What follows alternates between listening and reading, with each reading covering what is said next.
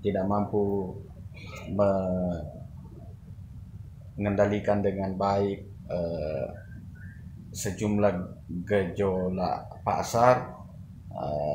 apalagi terkait dengan kebutuhan harga, dan Indonesia mengarah pada krisis ekonomi. Saya kira itu alamat buruk bagi Pak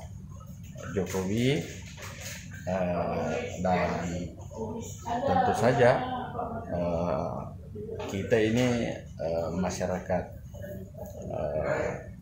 secara umum ya, itu bisa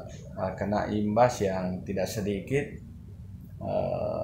dan efeknya bisa ada di mana-mana, bukan hanya masuk kepada krisis ekonomi, tapi bisa berimbas ke politik, bisa berimbas malah kepada masalah-masalah sosial lainnya, sehingga tidak ada pilihan lain.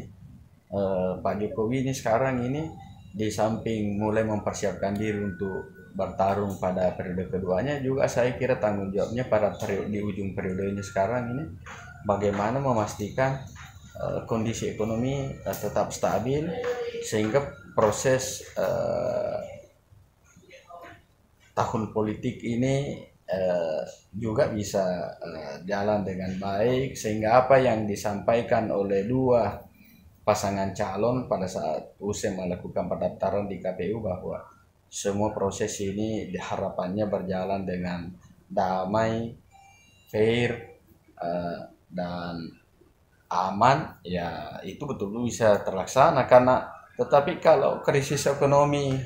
melanda negeri ini, ya susah kita berharap ada proses demokratisasi berjalan secara tenang dan damai, bisa berimbas kemana-mana.